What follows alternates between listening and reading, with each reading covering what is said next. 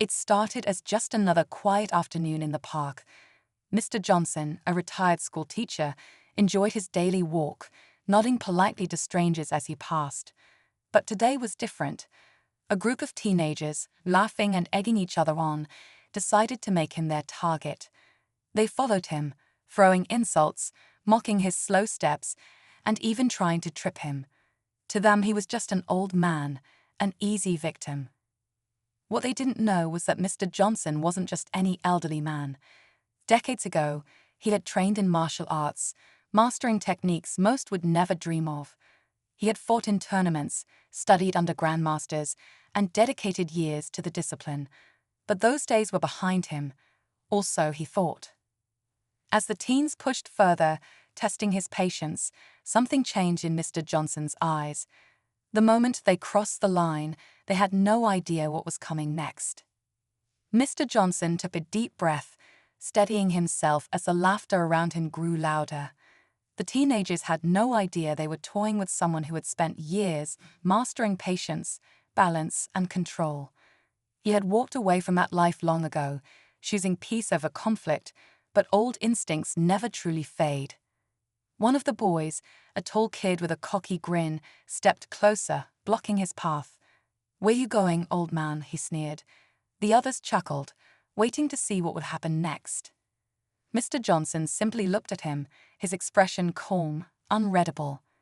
He had seen this kind of arrogance before, young, reckless, and completely unaware of what lay beneath the surface.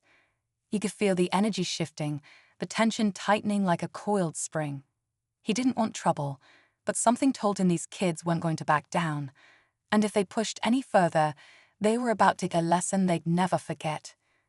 The air grew thick with tension as the teens circled closer, their confidence growing with each passing second. Mr. Johnson remained still, his hands resting at his sides, his heartbeat steady. He had no intention of fighting, but he also wasn't about to let them push him around. One of the younger boys hesitated, glancing at Mr. Johnson's face. Something about the old man's calmness unsettled him. "Maybe we should just leave him alone," he mumbled, but the leader scoffed. "Come on, he's just an old man," he said, shoving Mr. Johnson's shoulder. Mr. Johnson barely moved. Instead, he looked the boy in the eye, his gaze sharp yet unreadable. "Strength isn't about how hard you hit," he said, his voice low but firm. "It's about knowing when not to." The words should have been a warning, but the teens only laughed. They had no idea they were standing on the edge of something far bigger than they realized. The leader smirked, cracking his knuckles. "Big words for an old man," he said. "Let's see if you can back him up." He lunged forward, expecting Mr. Johnson to flinch, to stumble, to do anything but what he actually did. In one swift movement, Mr. Johnson stepped aside, his body fluid and controlled. The boy stumbled past him, nearly losing his balance. The other teens laughed, but this time, the leader's face darkened. He wasn't used to looking foolish. "You got lucky," he muttered, turning back toward Mr. Johnson. But something in the old man's stance had changed. It wasn't obvious, just a slight shift in posture, a quiet readiness. The younger boy who had spoken earlier noticed it too. "Hey man, maybe we should stop," he whispered. But it was too late. The leader clenched his fists and moved in again, faster, angrier. This time, Mr. Johnson wasn't just going to step aside. As the leader swung his fist, convinced he had the upper hand, Mr. Johnson moved with a speed that caught everyone off guard. In a single, precise motion, he shifted his weight, redirecting the punch with barely any effort. The boy's momentum sent him stumbling forward again, but this time, when he turned back, his expression wasn't just annoyed, it was confused. The other teens fell silent. Something about the way Mr. Johnson had moved didn't make sense. He hadn't just dodged, he had controlled the moment, as if he had seen it coming before it even happened. Then, just as tension reached its peak, a voice cut through the air. "What's going on here?"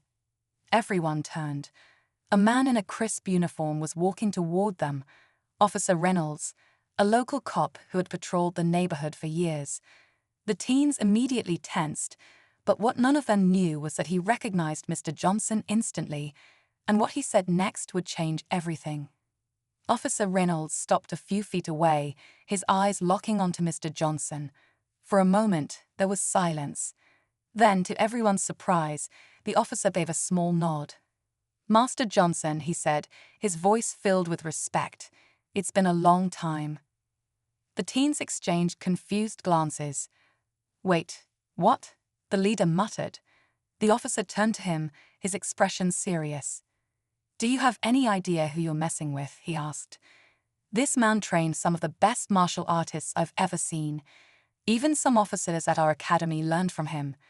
The leader's confidence crumbled. His friends took a step back, their laughter gone. Mr. Johnson sighed, shaking his head. "I never wanted trouble," he said. "But sometimes people have to learn the hard way." Then, in an unexpected twist, Mr. Johnson extended his hand toward the shaken boy. "You've got strength," he said. "Now learn control." The boy hesitated, then slowly took his hand. The boy stared at Mr. Johnson's outstretched hand, his pride warring with something deeper, respect. Slowly, he reached out and shook it. The other teens, still stunned, exchanged uneasy glances. This wasn't the ending they had expected. Officer Reynolds gave a knowing smile.